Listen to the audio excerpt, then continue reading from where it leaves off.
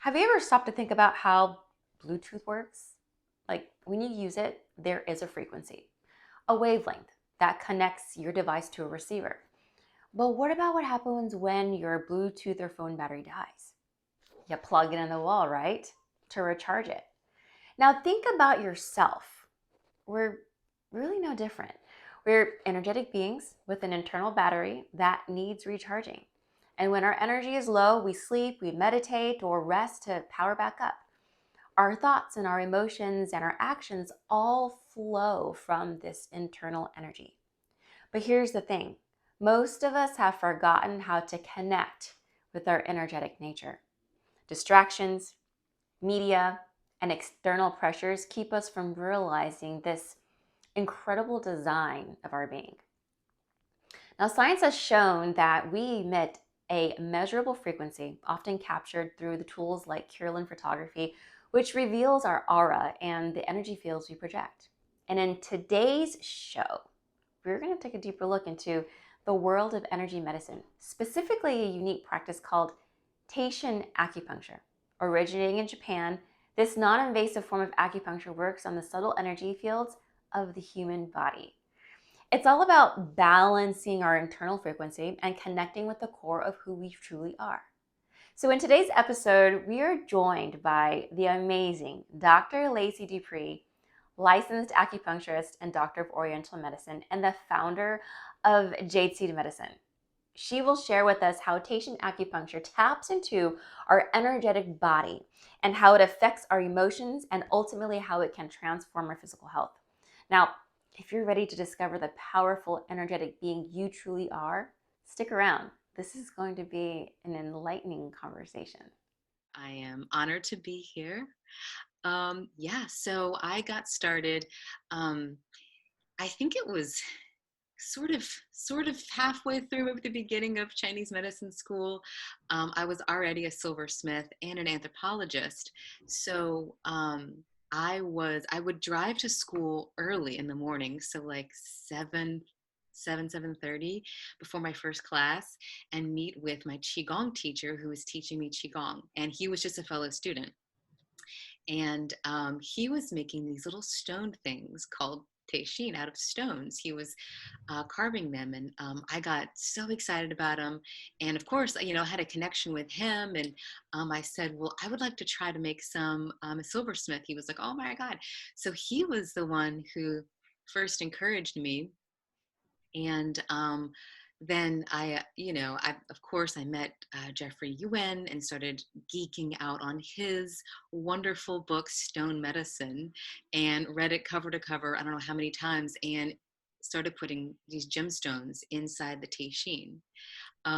So it was this art form that I could bring into our studies. And they just got really popular. Everyone at school wanted one. And I started using them when I finally got, to my clinic rounds, and noticed that the patients who suffered from various traumas, especially PTSD, and sometimes just needle phobia. Traditionally they're used, with children, so it's great with kids. But a lot of people don't want needles, and also cancer patients or the elderly with very thin skin and very sensitive parts of the body.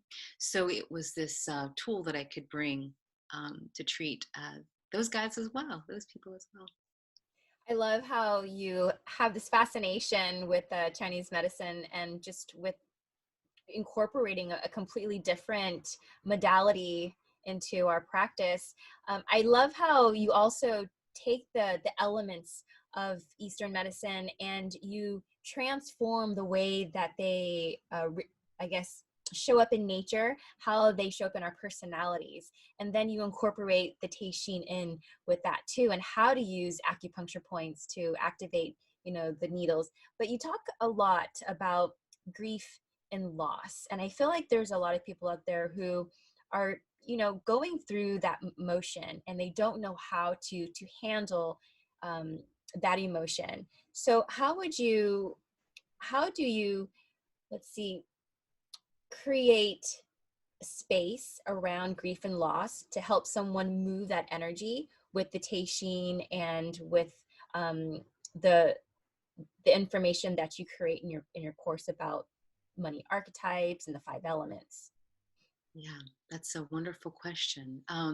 So yeah, I do teach my clients and patients that they can use this tool. I'll bring it out here. This is the Teishin. And so it's a very simple, easy to use tool. It doesn't hurt. And I teach them how we progress through the 5 elements, and how the 5 elements are archetypes, just as, Carl Jung developed archetypes. And these are phases that we go through, every day, every year. Of course, it cycles as nature does. So I always start with my clients in the water phase, um, and I've seen how that patterns upon the archetypes of the innocent and the orphan. And so each phase, breaks down into archetypes of light and shadow, and how, our innocent can come out and then our orphan can come out. It's sometimes, often, it's called the shadow side of these these metaphors and analogies of where we are in life, what phase we're in, right? And it could be hour by hour of the day. And so I saw how also these mapped out very well over the 5 stages of grief.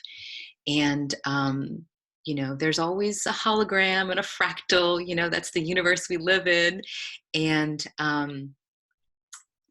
during the pandemic, just was thinking a lot about grief, and doing a lot of online treatments.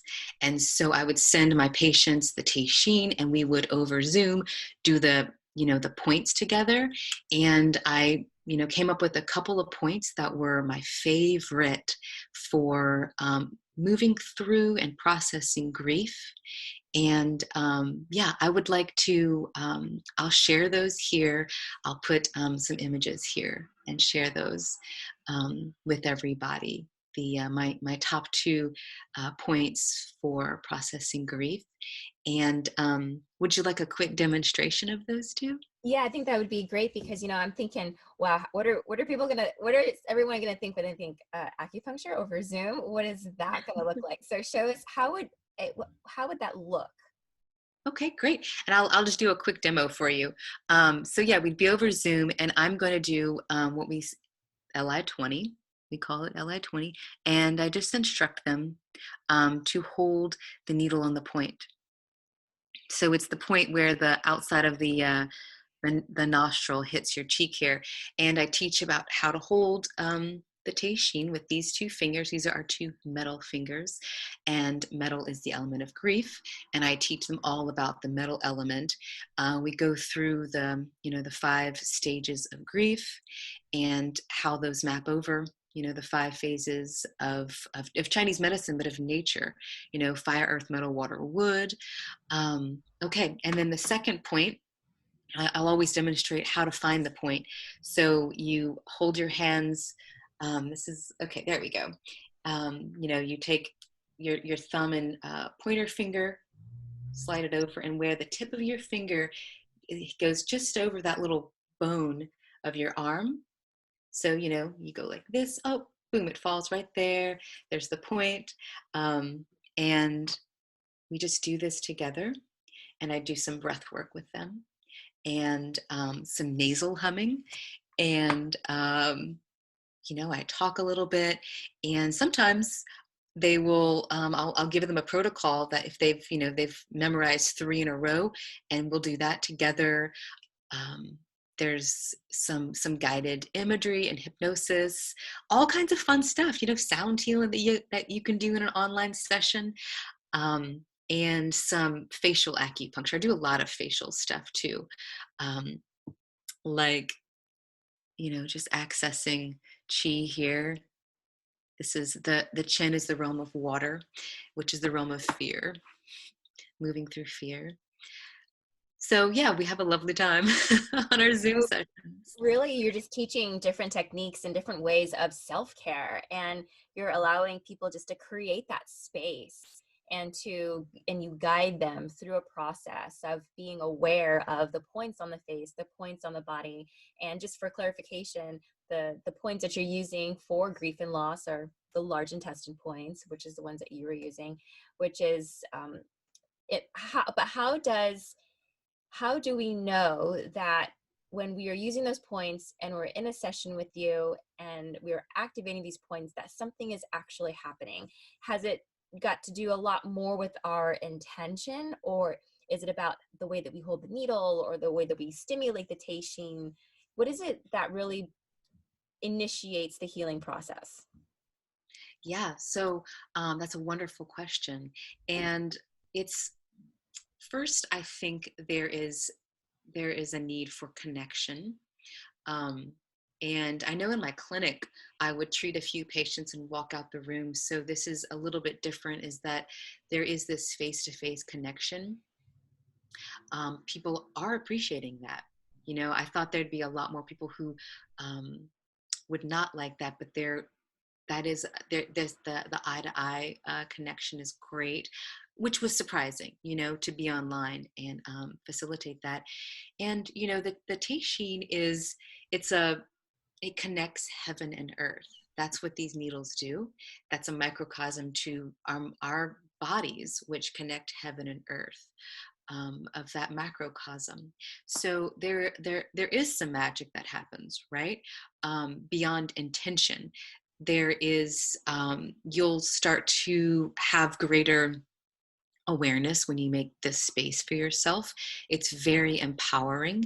And then, you know, like to bring it to a more like biohacking realm, your brainwaves, they do slip into deeper brainwaves, into beta, or theta, and you will realize more clarity, especially when you are trying to like I help a lot of people with their money mindset in their business, and indecision has been so huge for everybody, because of grief and fear, right? Those blockages, so, or stagnations.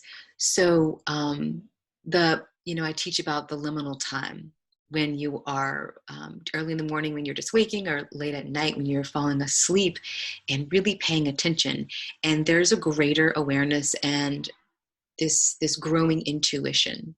So it's not something that earlier I said magic, but it's way beyond that. You know, it really is a reality for my patients and my clients. They have a greater sense of purpose, power, and decision making, and ultimately love and self-love, which is the point. Is making space for self-love, because that's the root of it. I think, yeah, I totally agree. And I feel like there's the way that those lived thousands of years ago, or maybe even just a couple of hundred of years ago, life was much different. You know, we lived in a society where we didn't have all of our devices around. We weren't always occupied with so many things that are going on. And so, you know, we were kind of forced to create space for ourselves, and we didn't even have to give it a name. You know, it was just what you did. What you did. So I think now would be a really great time to kind of like step into the history of Teishin. And, you know, what is it about this Japanese technique, and how is it different from Chinese practice? And how did Teishin start? Is that a little bit overwhelming? I think that was like 3 questions in one. No, I got it. I love it. You know, I love geeking out about it. So, yeah. So the Teishin, like you mentioned, is one of the oldest acupuncture needles, one of the original 9 needles from the Ling Shu, which is a classic text in Chinese medicine. And it became very popular with blind acupuncturists in Japan. And that was sort of like, you know, that realm for a long time of it was the realm of the blind acupuncturists. That's like the mythology there. And one of my teachers is Dr. Bear, and he is a blind Japanese acupuncturist, and he solely uses the Teishin. And I traveled to study with him, and he is an amazing character. I love him, and yeah, it's just used extensively. Not here in the States, but it's very popular in several Asian countries, and in China, right? It's the filiform needles, but they're actually a lot. And I've studied in China too, and worked in hospitals there, and they're longer and thicker than the filiform needles that we're used to, in the States. And some people say that there's like a constitutional difference, that the Chinese are just more sturdy and robust, and we're just like wusses over here in the States. And then some people say, oh, it's a matter of, refinement and technique. I'm not commenting upon any of those things. Of course, I think that it is a superior tool, because I noticed in my clinic, when I would just, you just stick in needles, and when I would use the Teishin, there is this connection and this a palpable sensation of morphic resonance, right? If anybody's heard of the Heart Math Institute, we know that this is a real thing. When we're in resonance, and our heart, the waves that are emanating from us at all times. And I think the Teishin really helps evolve that and access that. So that's another part of the Teishin work that my patients and clients are experiencing, is we don't ever make space to cultivate that. And so the tool really does help, cultivate that space. And taking space for yourself is something that is just not valued. And so we gotta, do that more. It's imperative. And so, but to get back onto the the tool and its history, I think it's making a resurgence. Actually, it's the oldest, and it's most, are look similar to this one. Um, I've carved a little area here in mine, so I've modified mine. It's not like a replica or anything, and I've set mine with a gemstone of intention. It's really hard to see here, and that comes from ancient Chinese medicine. Jeffrey Yuen is my main teacher in terms of stone medicine. So it incorporates this history, this broad history of, yes, Chinese medicine, stone medicine, these gemstones of intention, and one of the, the oldest tool in our medicine. And just as an anthropologist, that was fascinating to me, to bring those two earth elements together into this, this tool, and I like to call it a magic wand. Let's go on that tangent for a little bit. Not the magic wand one, the the tangent about stone medicine and how essential it is. I mean, I travel with these little tiny stones in a little bag, and I will make geometric shapes on a grid just before I step into practice, and it kind of like helps me set my day, and so I'm just curious to know, throughout your practice and your lessons with Jeffrey Yuen, reading the books, what are some of like the most significant highlights that have drawn you towards this stone medicine and its significance in our life? I think it's making space for ritual, and it's so imperative that human beings have ritual. We don't have enough of that in the West anymore, and I think that's one of the root causes of chronic pain and fatigue and anxiety. And when it's not something that I've tried. I'm also a research scientist. I've tried to investigate. Okay, is it light refraction that is, creating, harmonizing, and creating some kind of, like like light passing through the crystalline structure and then getting into our cellular matrix. There's all these crazy theories about how does stone medicine work, right? So we may not ever have the answer to that. I just know it works, right? So what I've done is in-depth research according to the intention and the usages in traditional Chinese medicine, and chose 3 stones: garnet, tanzanite, and sapphire. Garnet would be the yang, sapphire the yin, and that tanzanite the pivot, right? And because of especially because they're colors, we're very much attracted to colors too. So it was red, blue, and purple. It's a very light purple color.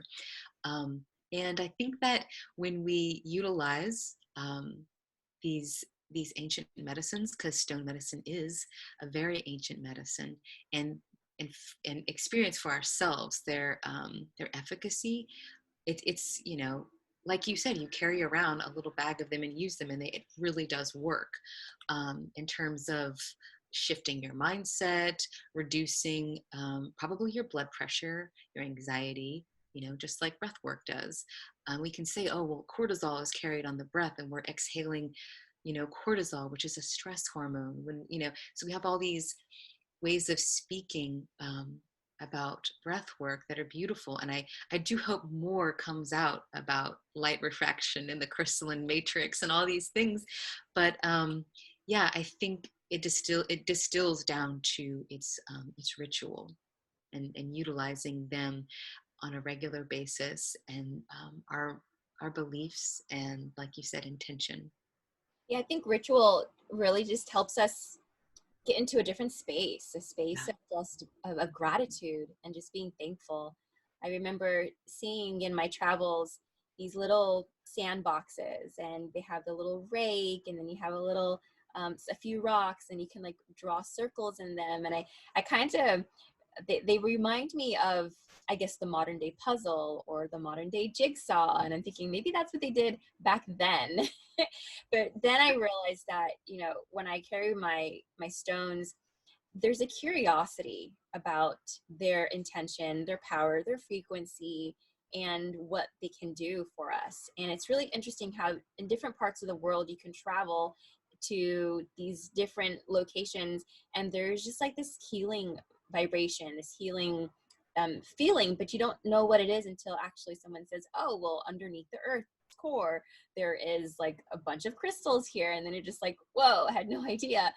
And another thing too that I've incorporated here at home is the use of a biomat, and many people might be familiar with them. And it's 7 layers of NASA technology with amethyst and tourmaline crystals, which amethyst crystals have the highest vibration of healing frequency when you heat them up. So it's just so fascinating how your mind can go off on like a tangent when you start really thinking about, why am I using this and what is this for, after thinking like obsessively over something that has just gotten your mind so consumed about something that's probably like worthless, right? Right. I love it. I love it. But I just Yeah.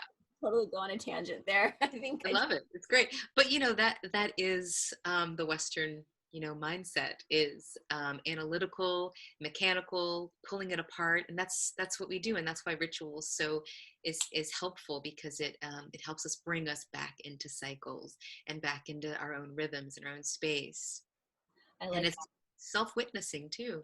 You know. You talked about another doctor who uses the Teishin, and he treated like 1,000 people who were suffering from PTSD after a catastrophic event that happened in Japan. Do you recall that conversation that we had? Yeah, Dr. Funamiso. Yeah, he treated a bunch of patients, and he has. That's just what got him kind of like um, very popular with the Teishin. I mean, he'd used the Teishin for many years before that, right? But after the the sorry, the I just lost my train of thought, because I imagine he carries around this roll. It's a leather roll, and he unrolls it, and it's all his teishin, and some of them are like lightsabers, some of them are like crystal wands. It's and they're all, some of them are like bobbleheads, and they're all teishins, and like some of them are for children, right? But a lot of them are crystals. And I gifted him one of my teishin, which has the gemstone in it, and he was like, "What?" Yeah, the tsunami. Sorry, that was the word. After their terrible tsunami, he went in and treated a bunch of patients, and that's what elevated him kind of into like his spotlight with the teishin and treating PTSD and anxiety and trauma. With such an easily accessible tool. You know, he's just out there on the ground. And I just think about, you know, the wildfires that we have, and the hurricanes, and the floods, and all that we can be doing with this tool, you know. And he is such an inspiration for me. And I can't wait till I can get back to my teachers. You know, nobody is traveling or doing in person these right now. So yeah, Dr. Funimiso is amazing. I like how you say that, you know, he really has a way of treating people who are going through PTSD. I feel that in the US, we just cover up that symptom with medication and some type of rehab, and we're not actually getting to the root cause. Yesterday, I watched a movie about these inner city children who became rowers, and they talked, it was a documentary on how they lived in a neighborhood where it was just like every corner you turned was a gang and another gang and another gang, and you were lucky if you lived to see 20, 21, you know, because people were just being, and then there was a, a community of people who actually witnessed a lot of pain. And so my next question for you is, you teach us how to use a teishin, and you don't have to be an acupuncturist in order to use the teishin. So what kind of, I guess, expertise do you need, or what do you need to know in order to use the teishin? And if I can use it on myself, you know, can I also use it on my family, and will they have the same effect when I use it on them? Yeah, again, that's such a great question. Yes, so I teach my clients to use it on themselves and on their loved ones, because there really is something about activating the healer within all of us. We're all healers, and we all sort of know that, and we all have that capacity to help, to serve, and to heal. And so when you have that activated in you, and you're told, like, you know, yes, go and do this, something happens in the brain. And it's beyond just like empowerment, right? It really is this this drive, and this acceptance of our divine nature, and this I call it the inner genius. And that's the basis of what I teach all of my patients and clients is they're waking up to their own inner genius. And I do I teach them the full, you know, realm of the 5 phases: fire, earth, metal, water, wood, and what emotions um, are associated with each phase, and how those map onto the archetypes, such as Carl Jung, and other stages in our lives, and cycles of nature. But I also teach Qigong, and a little bit of breath work to go along with it. I teach them how to hold the teishin, and why you hold it in this manner, and how to, you know, the weight of it. Like, basically, you know, you don't push with the teishin. It's sort of this, it's this, the weight of the teishin is the weight on upon the skin. And you know, it's taught in the ancient texts, like, you wait until the hole opens up on the skin, only then do you insert the needle. So I always tell you know, my students, okay, so in what if, like, you know, it's sort of like when you use the teishin, you are abiding by this kind of this ancient rule of, like, humility and patience. So again, I think it is part of, we're always rushing around and trying to get into action. Our modern society is very masculine oriented in that way.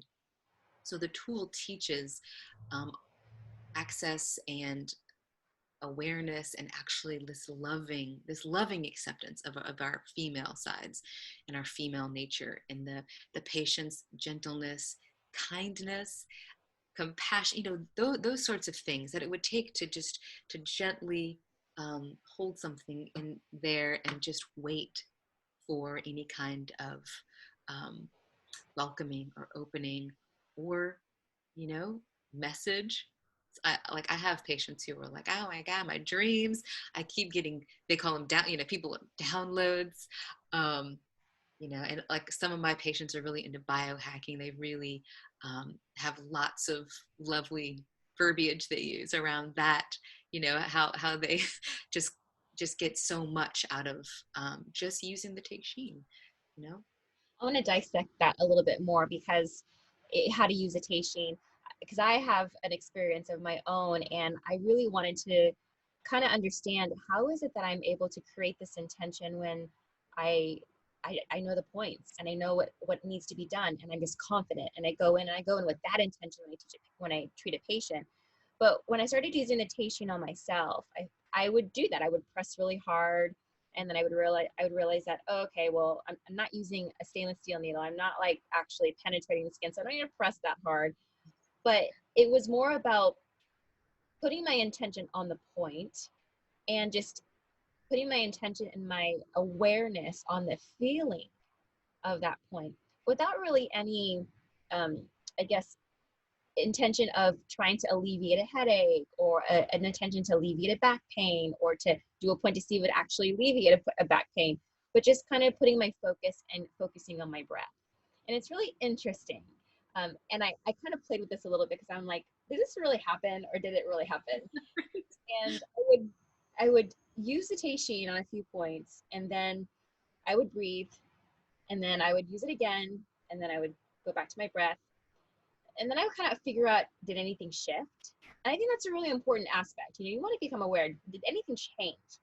But it's not until like after maybe a day or two, I'll think, I didn't even think to ask myself, do I still have a headache a few hours later? I just forget, you know? And So that's the beauty of our medicine in general.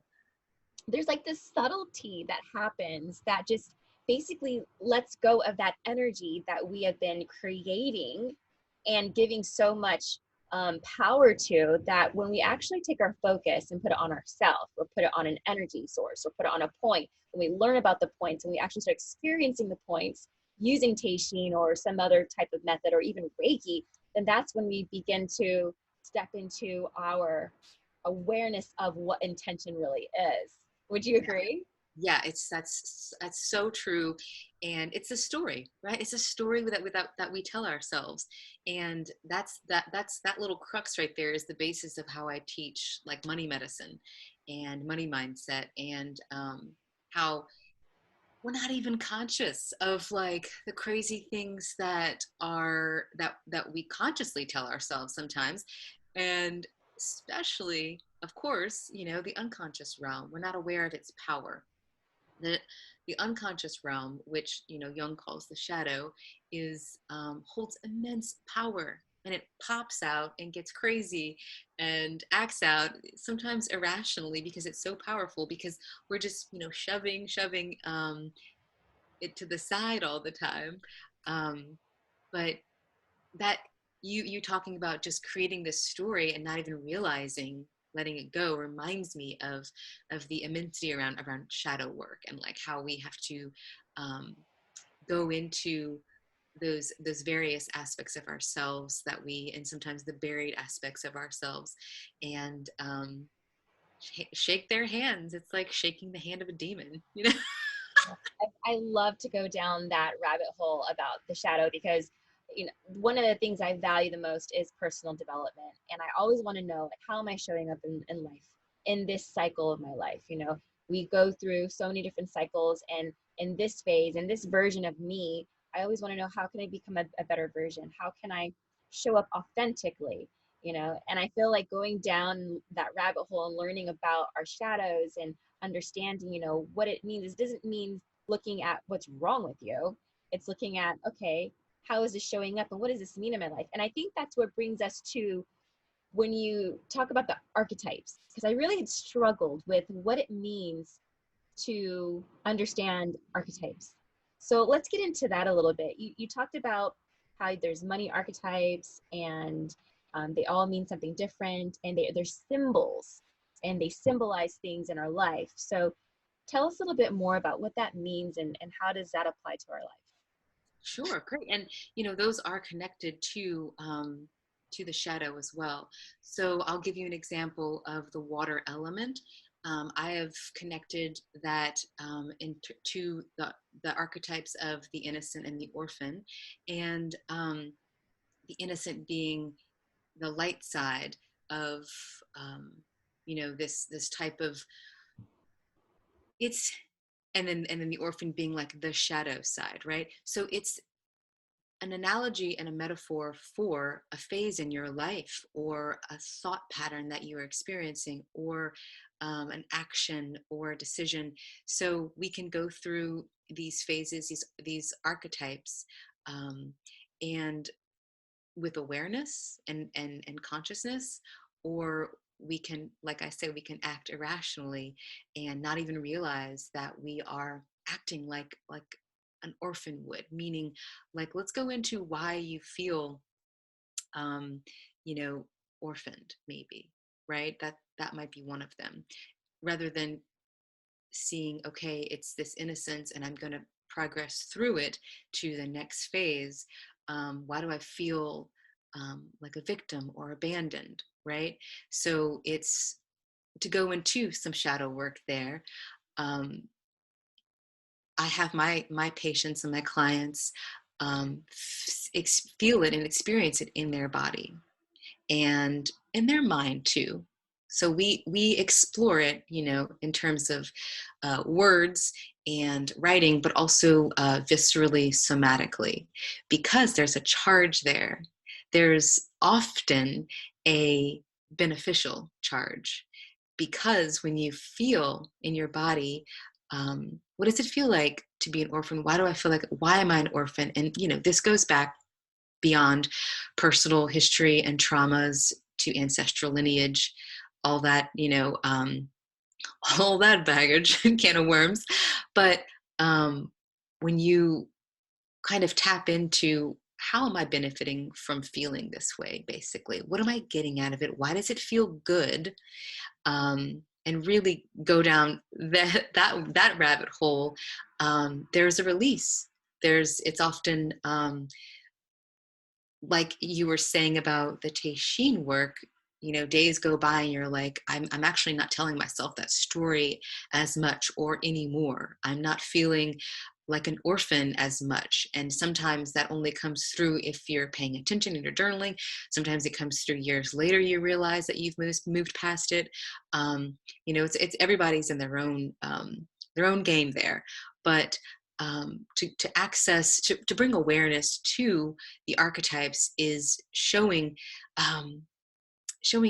you how you basically, you're not in this alone. It is part of human nature. It's part of, for some reason, we all go through these experiences and feel these insane, you know um, light and dark, all these emotions, and we're all on this journey.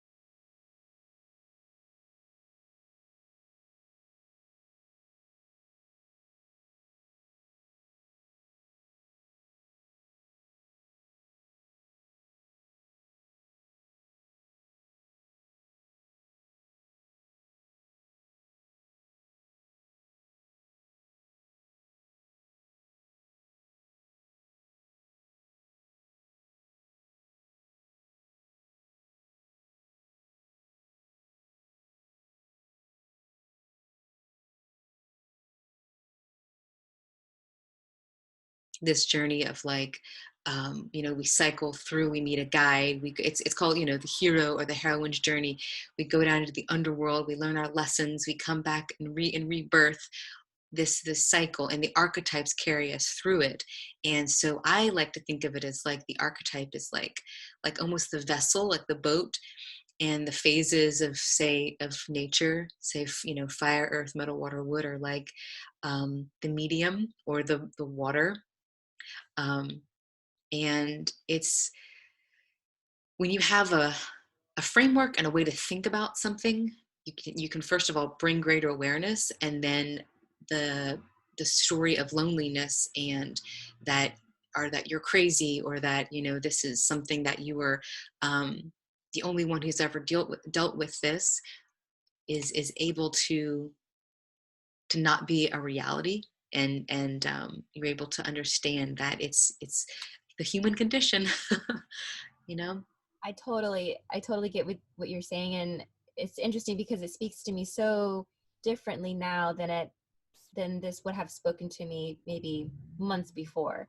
And what comes to mind for me is that, you know, we are making this realization. We're asking the universe, we're asking God, or whatever it is that you believe in. We're asking for clarity, and we get that clarity by bringing yourself to this awareness, this realization. And then we were able to kind of like say, oh, okay, I'm being an orphan, or I'm being a hero, or I'm being this. And then you can always revisit how you're showing up in life using that archetype, or identifying, what kind of archetype do I want to be more like, or how do I need to shift my personality, my way of being, so that way I can be more in the flow. And I love how you correlate the 5 elements into this, because it's like saying, this is what wood's personality is, and this is what water personality is. And so if you're a wood personality right now, and this is how you're feeling, how can we be a little bit more like water? What would it take to shift our perspective, so that way we can find flow, and we can just maintain, balance. And that is where we want to be. We want to be in like harmony. We want to be in homeostasis, because the Yeah. more that we're yang, or the more that we're yin, then that's when disease occurs. And I'm like, oh, so I think you just gave me like an aha moment right now. Well, fabulous. And I thought maybe it would be helpful if I just went through all of the architects according to Jung, and how I've like put them with the elements, because I think that would help bring greater clarity here. So I always start with water, which is the innocent and the orphan. And the emotion that carries is fear, right? And then we go into wood, and the archetypes that I see are the warrior and the seeker.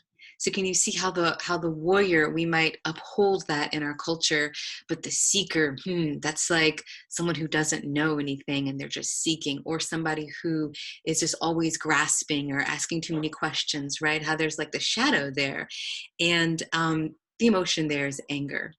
And then fire, we have the destroyer and the lover.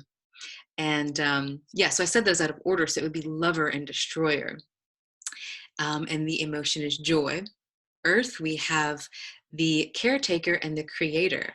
And the caretaker here is actually the one, and I think we talked about it earlier, that overgiving, overcompensating, it has feelings of unworthiness, and like I'm making up for something. So that's the shadow there in creator and caretaker. And the emotion there is worry with the earth. And then finally metal. And that is the ruler and the magician. And, metal is about refinement. And it's the ruler and the magician. And then the transition back into water is sage and fool. And those two you think would be on like opposite sides of the spectrum, but actually, especially in like tarot, they're very close. The fool can either be like the highest card or the lowest card. And the emotion there is grief. So maybe that helps a little bit in terms of like how we move through these phases, right? Sometimes we are creating, sometimes we're destroying, sometimes we're loving, sometimes we're overgiving. And to bring awareness and acknowledgement is so, it's self-forgiving, right? And when we can again, the root is always self-love. You know, when we can cultivate that, and any practice that we can do that gets us to that there, then yeah, we can help heal others. And I believe we all have that inner genius and that inner healer inside of us. I feel that you give a lot in your courses, and I know that you've given a lot to many of us practitioners who just love hearing you talk about this. So I really want to get into, you know, some of the material, or just kind of like talk about your course. But before we go there, I would love for you to share with us, you know, some illustrations about the Teishin, and kind of give us like an illustration of how it looks and on paper. So how about we get into a little bit of that? Let's do it. So let me just share my screen. Okay. Yes. Awesome.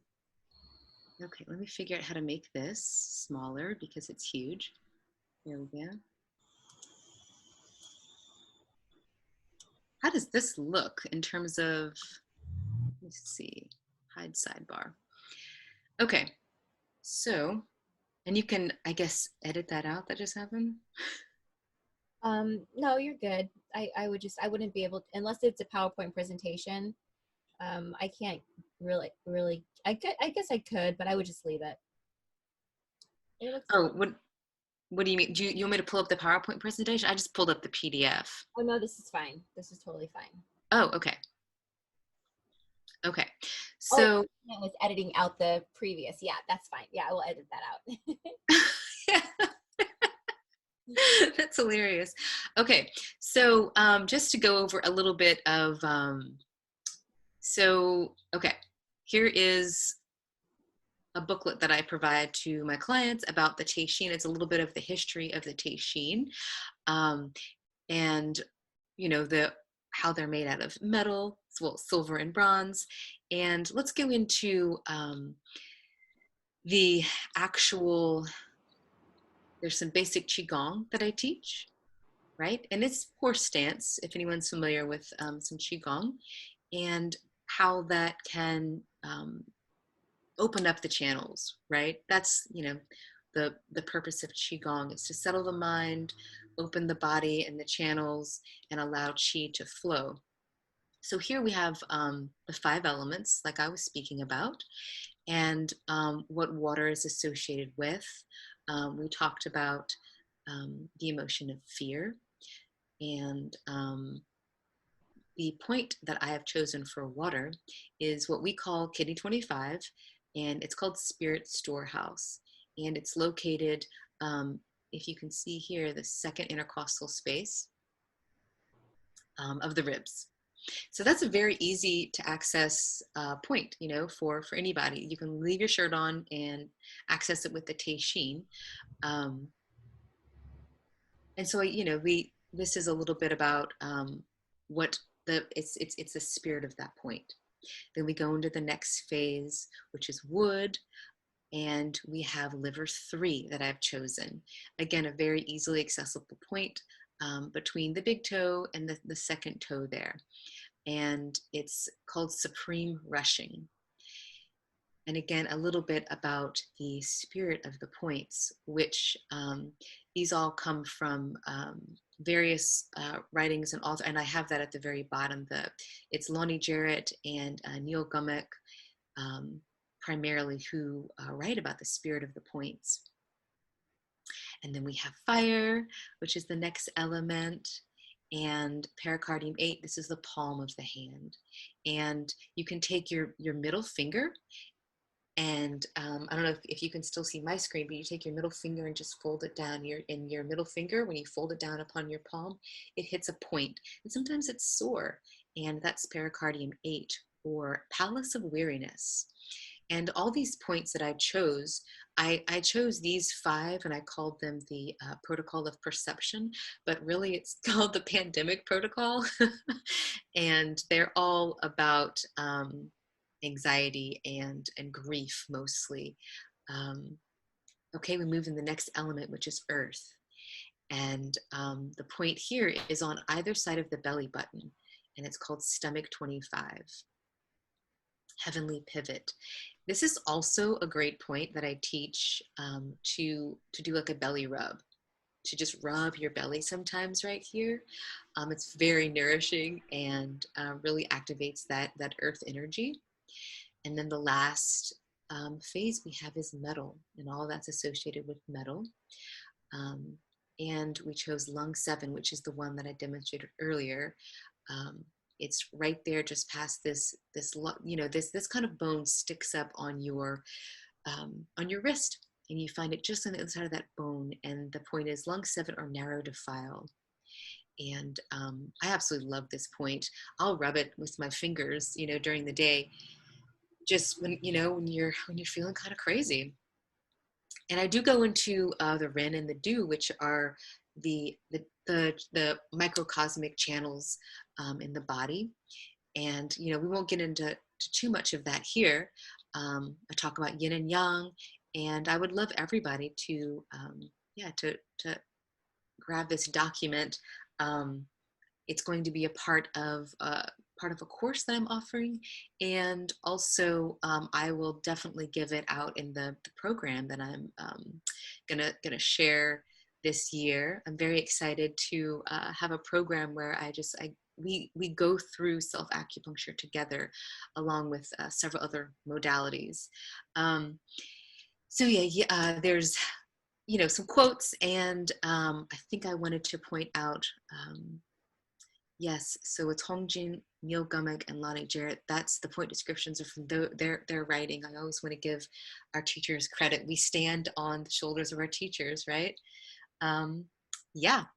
So I'll stop sharing my screen. There we go. And yeah, I'll tell you a little bit about the program.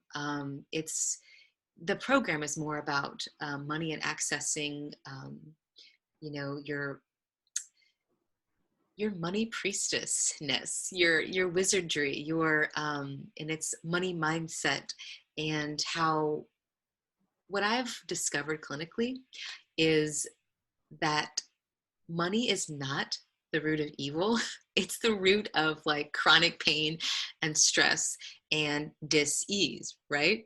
So this is why I've had this obsession with teaching and researching and kind of using the Teishin to go into these sorts of mindset shifts, because my patients would come in and complain about X, Y, and Z. They might have been there for fibromyalgia or IBS or panic attacks, and we always talked about finances and money, and as their stressor, right? Besides, like, whatever, their mother-in-law or something.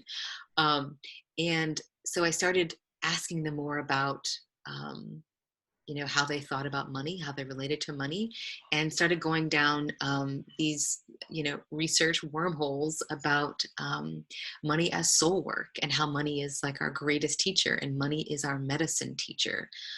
So yeah, that is what I'm going to be teaching next in my program, and using the Teishin, because I saw clinically that the acupuncture, the self acupuncture, and this re-relationing and repatterning ourselves in terms of how we perceive money, and kind of see it as a force in our lives, was hands down the most beneficial for my patients. Yeah. Wow. I just love how you make healing fun. That should be. You make it more than about the symptom, so I find that we often will feel fine throughout the day, throughout the months, throughout the years. Then all of a sudden, bam, something happens, and then we have to figure out how to fix it. But if we actually knew how our body works, how our mind works, if we actually just paused more frequently, more often in our day, and take up a curiosity about ourselves, then we'll find that the longevity actually means restoring ourselves, restoring our mind, our mental state, our physical state. And I feel that is how come Eastern practices have allowed people from the East look so resilient, so just effortlessly aging, And that's why everybody's like, what's the anti-aging secret? Well, it's taking time out. It's being in peace. And how do you reverse it? Well, you can't really reverse it, but we can start to work on how to prolong it, or, you just kind of like slow the mind down. And I love how you just make it sound like a curiosity that anyone can start with. And there might be people out there who are not very good at meditation, who don't really like yoga, but there's something for everyone. You really encourage us to just pause and get curious about ourself. And that's what this is all about. It's about accessing our human potential and the multi dimensional ways that East Asian medicine offers us. So thank you so much for being so wise, and for sharing this, and for creating this unique tool of the Teishin. Well, thank you. Thank you so much, Antonika. And I wanted to say how much you're just seeing you in action here, and the people that you've gathered, and your trajectory, and like where you're taking this medicine, you're taking it to the people. And it's such important work, because as practitioners, we just get caught up either in the books, in the medicine, or in our practices with the patients. And you are putting it out there in a way that I haven't seen someone else do, and really making the connection. And it's just so inspiring to see. And I'm so happy to be a part of that with you. Thank you so much for asking me to be a part of that. And I cannot wait to see what you do next. And your Instagram account is so fabulous and fun, because it just gives us all the goods, all the juicy stuff. The best part of our medicine just is you're shining so many lights, you know, on it, and just weaving it all together in such a beautiful tapestry. So thank you. Well, you're definitely a part of that. Now, Lacey, is there anything else that you would like to add to our summit session that maybe we didn't cover? We are going to provide some links for our guests to visit your website and to get into your courses, but I don't want to leave here thinking, oh, dang it, we should have like told them this. Is there anything that we left out that you'd like to share? Well, I just maybe, how about that? Sometimes we equate money with confidence and worth and value, and just to remember the yin yang balance there, right? Confidence is very masculine, and what we perceive sometimes as confidence is only one aspect of it, and worth is very much feminine and intuitive, and it's never connected to money. And I just implore everybody to take a little bit of time for some self-love, and to think about how truly worthy they are, just as they are. And they have that divine spark and that inner genius. And I cannot wait to see it, in all of its glory. That's another thing. People just kind of want to share their light, so I encourage everybody to do that.